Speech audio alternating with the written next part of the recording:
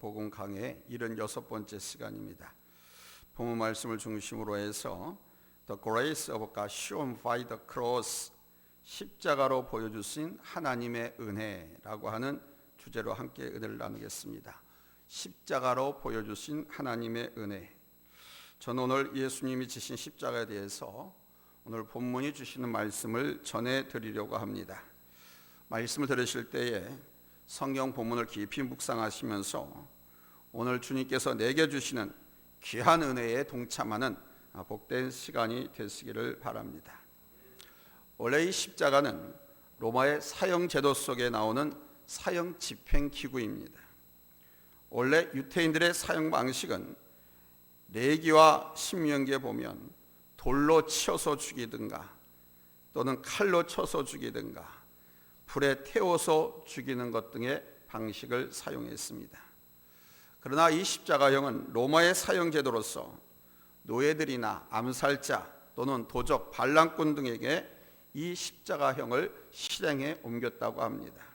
따라서 로마인들은 십자가형을 가장 수치스러운 형벌로 생각했고, 이는 우리 유대인들에게도 예의가 아니었습니다. 특히 유대인들은 나무에 매달려 죽은 자를 하나님의 저주로 간구하고 있었습니다. 신명기 21장 22절로 23절 우리 한번 확인하겠습니다. 신명기 21장 22절로 23절입니다. 찾았으면 다 같이 아멘 합니다. 찾아요. 왜 안 찾아? 찾아보겠다 그랬는데.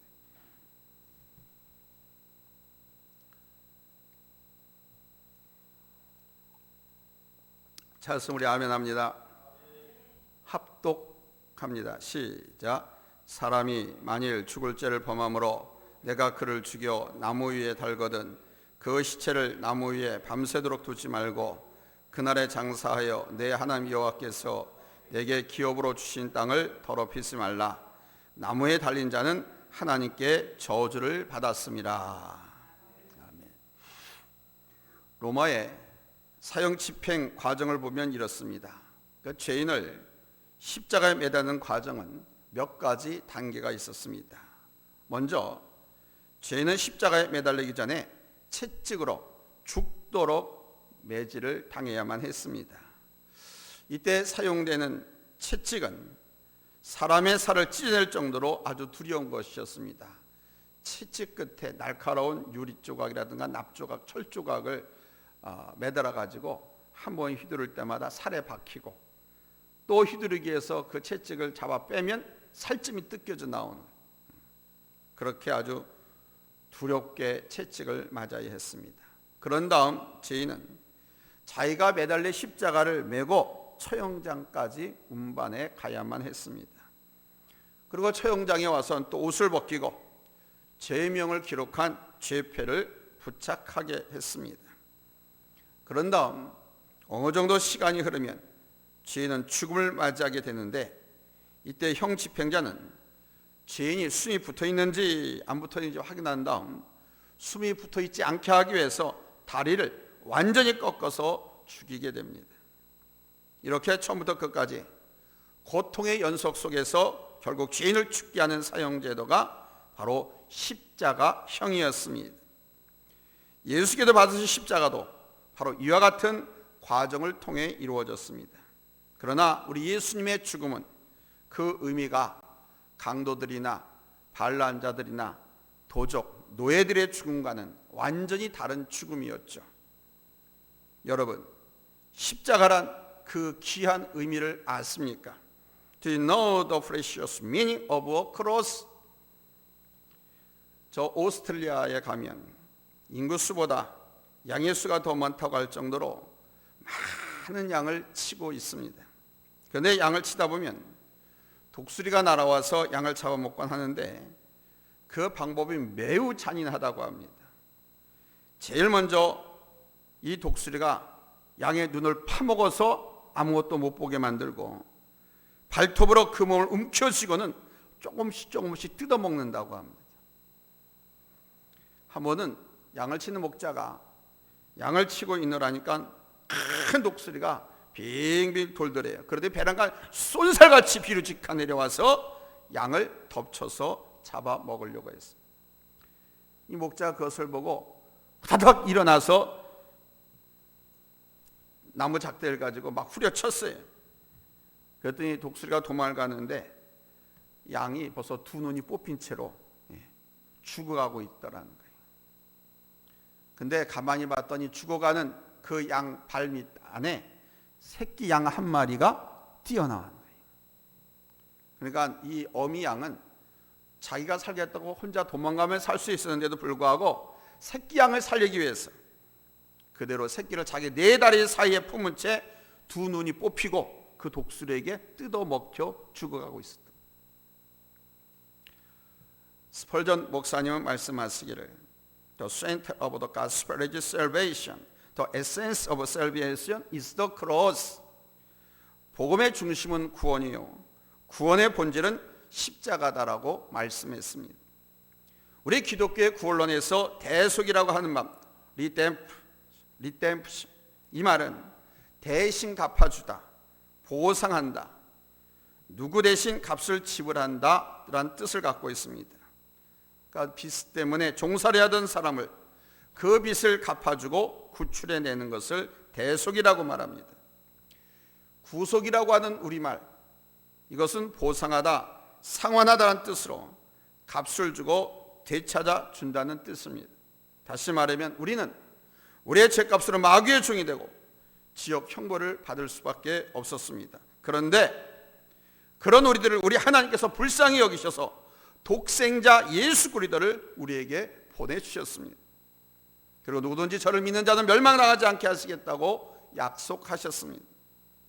마치 저 호주의 어미 양이 새끼 양을 품에서 살려내고 자기가 대신 죽임을 당한 것처럼 대신 죽어주시고 예수님이 십자가에 죽으심, 그 의미를 믿는 자에게는 구원을 주신다는 말씀입니다.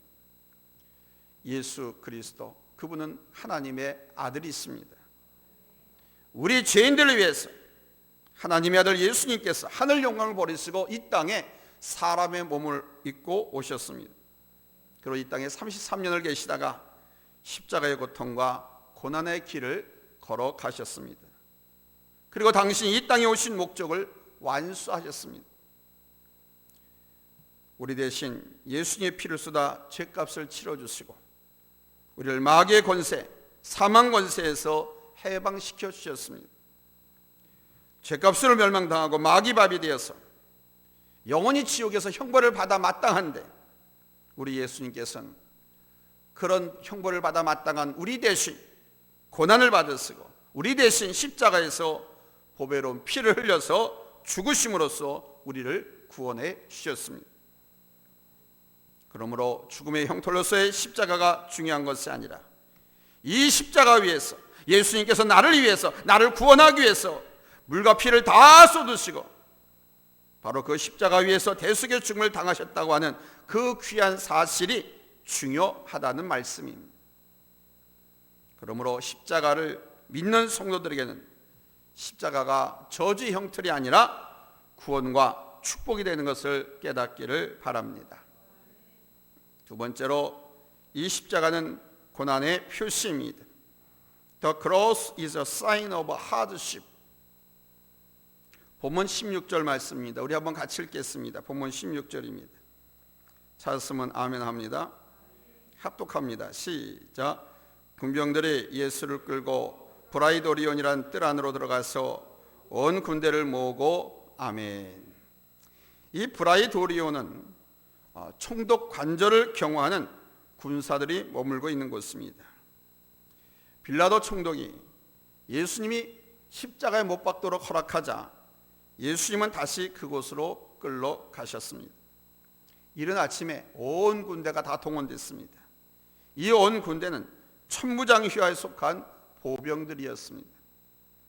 마가복음 15장 17절에서 19절에 보니까 거기서 예수님께 자색옷을 입히고 가시관을 면류관으로 만들어서 엮어 씌우고 예를 갖춰 말하되 유대인의 왕이여 평안할지어다 하고 갈대를 가지고 예수님 머리를 치면서 침을 뱉고 꿇어 조롱하면서 말했습니다. 자, 우리 한번 확인해 보겠습니다. 마가복음 15장 17절로 19절입니다. 중요하기 때문에 확인해 보자는 것입니다.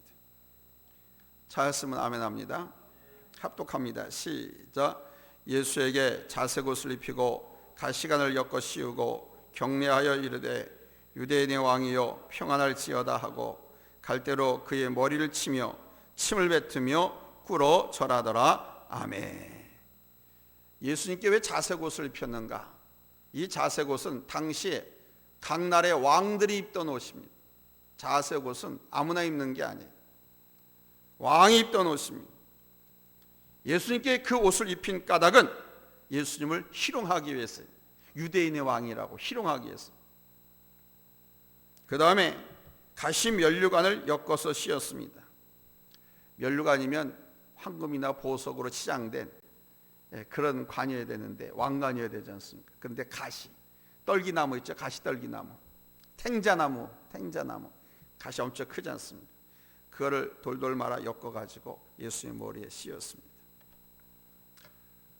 당시 로마의 황제 케사르는 머리에 화관을 썼습니다.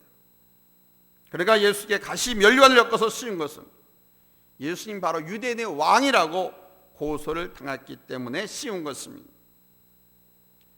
갈대로 머리를 쳤다라고 하는 것은 예수님을 아주 극도로 모독하는, 조롱하는 행위죠. 갈대.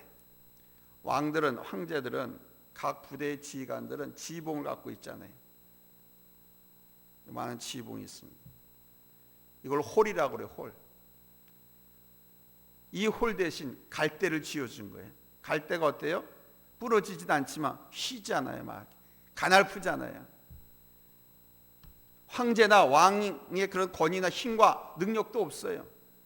갈대를 그걸 가지고 손에서 뺏어 가지고 머리를 친 거예요. 그 당시 유태인들은 저주받은 자를 향해서 침도 다 뱉었습니다. 지금 예수님 앞에 똑같이 침을 뱉습니다. 퇴퇴하면서. 이 예수님 앞에 침을 뱉었다 하는 것은 예수님을 저주받은 자로, 하나님께 저주받은 자로 이들이 여겼다는 것입니다. 그리고 20절에 예수님을 십자가에 못 박기 위해서 성 밖으로 끌고 나갔다고 했습니다. 자, 15장 20절 다시 한번 읽겠습니다. 시작. 희롱을 다한 후 자색 옷을 벗기고 도로 그의 옷을 입히고 십자가에 못 박으려고 끌고 나가니라. 왜 그랬을까요? 율법에는 예루살렘 성 안에서는 사형 집행이 못하도록 금지되어 있었어요. 이사야서 53, 7절에 보면 마치 도수장으로 끌려가는 어린 양처럼 끌려가셨다 이렇게 기록되어 있습니다. 이러면 성 안에서 처형을 못하게 되었으니까 성 밖으로 끌어내서 처형을 시키는데 혹시 보셨습니까? 개를 잡아서 죽이려고 하거나 돼지나 소를 잡아서 죽이는 현장, 안 끌려가려고 얼마나 발악을 합니까? 어떤 것들은요 오줌도 싸고 똥도 싸고 별 다 합니다. 안 끌려가려고. 왜? 끌려서 나가면 죽으니까. 예수님이 도수장으로 끌려간 어린 양처럼 끌려가셨다 그래요. 여기 어린 양처럼 끌려가셨다라고 하는 말은 뭐냐면 그렇게 죽으러 가는 소, 돼지 이런 말 마냥 그렇게 발악하지 않고 어린 양처럼 순수하게 아무 맥 없이 힘 없이 끌려갔다라는 거예요. 사람도 사형을 집행할 적에는요 자기가 죽을 준비가 안 된 사람은요 안 가려고 그냥 대롱대롱 매달리고 똥오줌 다 싸고 그럽니다. 똥오줌 다 쌉니다.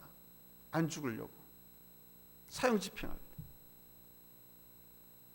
근데 어린 양처럼 끌려가셨다 이렇게 표현해놨어요. 예수님은 그렇게 끌려가지 않으셨다는 거죠. 어린 양처럼 순하고 순한 온순한 양처럼 저항도 하지 못하고 짐승서부터 인간 모두가 다 두려워하는 그 죽음의 자리에 어린 양처럼 끌려가셨다. 매맞고 찔리고 상하고 못 박히고 희롱을 당하신 예수. 사랑하는 여러분, 십자가는 고난입니다. 십자가의 길은 고난의 길입니다. 예수를 믿는다고 하는 것은 십자가의 길을 걸어가는 것입니다. 하나님 믿는다고 하는 것은 십자가 길에 서 있는 겁니다. 고난의 아픔을 당한 흔적이 십자가입니다. 여러분도 아시는 것처럼 갈보리 언덕에 3개의 십자가가 서 있었습니다. 양쪽에 선 강도의 십자가는 마땅히 자기들이 받아야 할 죄값으로 받는 십자가지만, 가운데 서 계신 예수님의 십자가는 전혀 죄가 없으신데 바로 우리 인류의 죄를 속하시려고 받으신 희생의 사랑의 십자가였다라는 사실입니다. 그러나 여러분, 억지로라도 이 십자가를 지면 복이 되는 줄로 믿으시기 바랍니다. If you force yourself to lose the cross, it's a blessing. 억지로라도 이 십자가를 지면 복을 받습니다. 본문 21절을 보시기 바랍니다. 21절 찾았으면 아멘합니다. 합독합니다. 시작. 만일 알렉산더와 루포의 아버지인 구레네 사람 시몬이 시골로부터 와서 지나가는데 그들이 그를 억지로 같이 가게 하여 예수의 십자가를 지우고 아멘. 여기 구레네는 어디냐면 지금의 북아프리카에 위치하고 있는 리비아 트리폴리 지역입니다. 리비아 트리폴리. 이 구레네는 과거에 유태인들이 핍박과 환난을 피해서 거기 많이 이주해서 살고 있었습니다. 그때 그는 유대인으로서 최대 명절인 이 유월절을 지키기 위해서 예루살렘에 올라왔던 것입니다.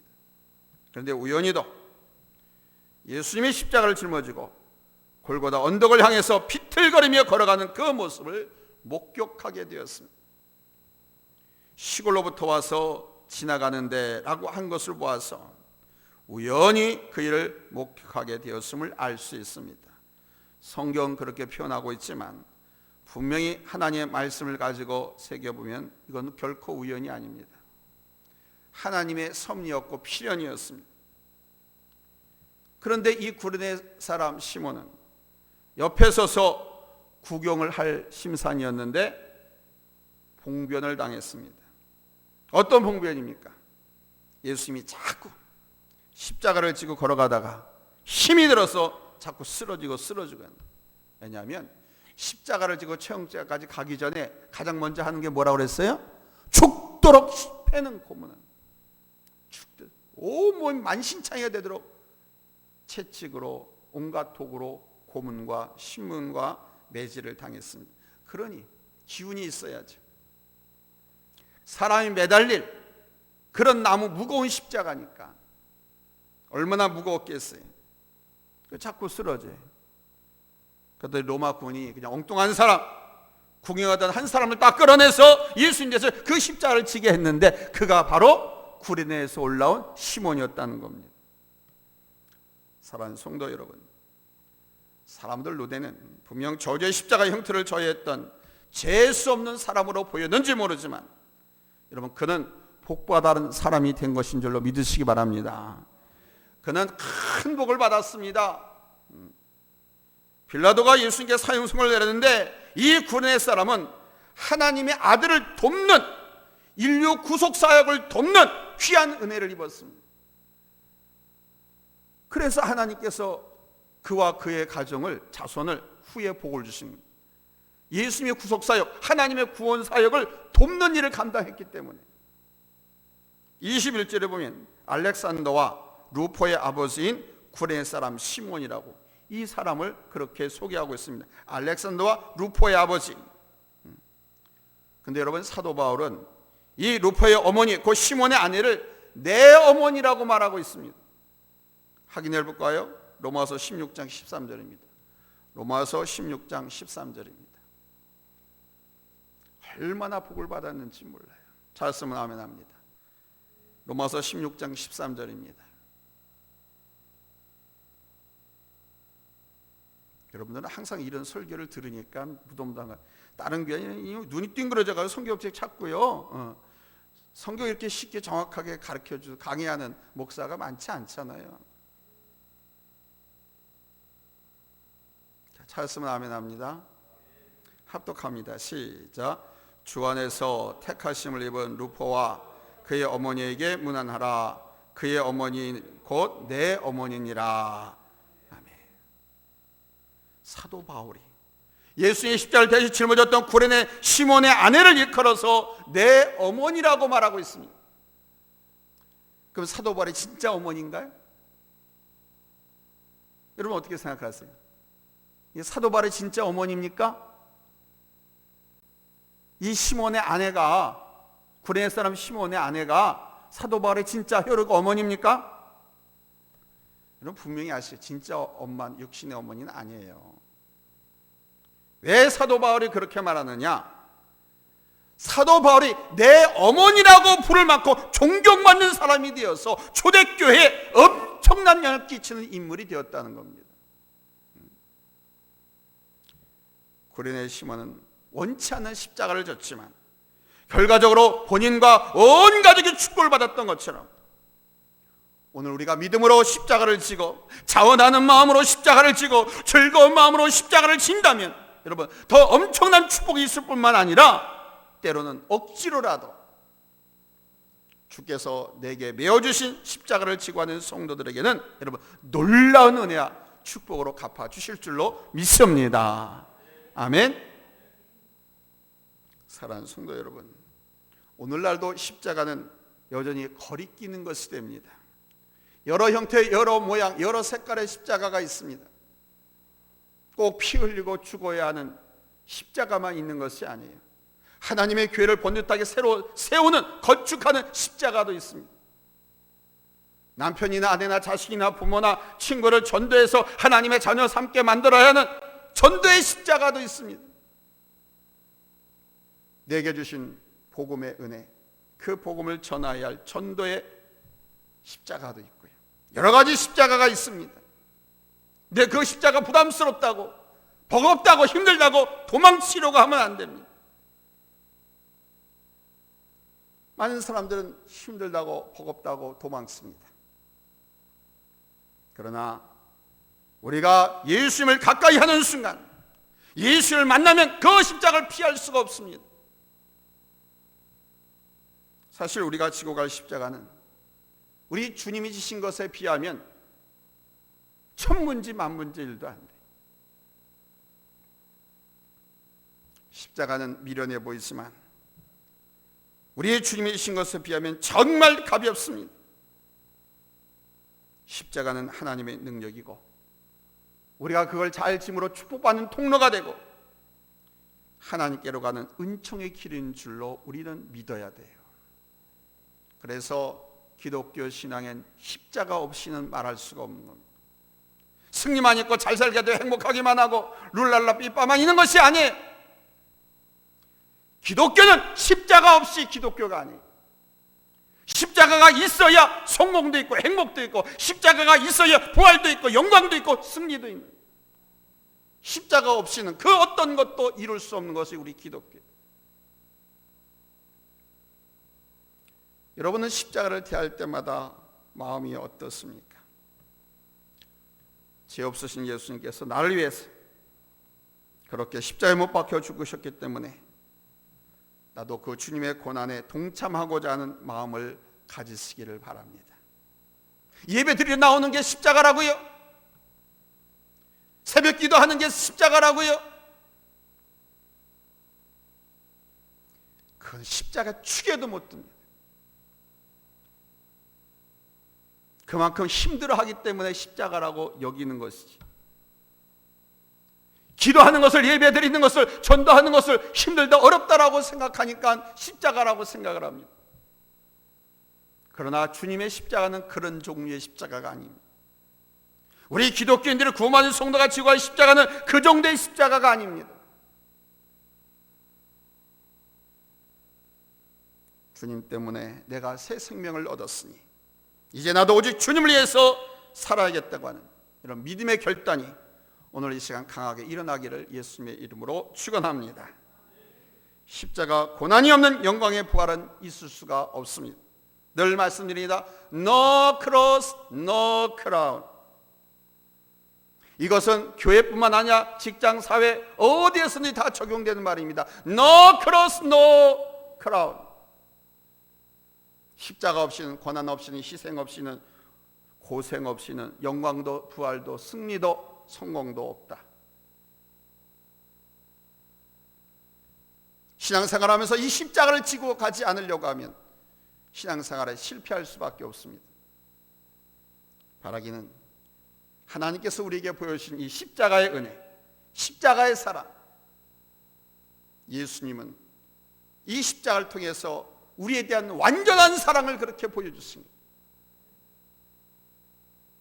이 십자가 은혜를 생각하면서 평생을 주님 섬기고 살아가는 복된 성도들이 다 되시기를 예수님의 이름으로 축원합니다. 할렐루야. 기도합니다. 은혜로우신 하나님,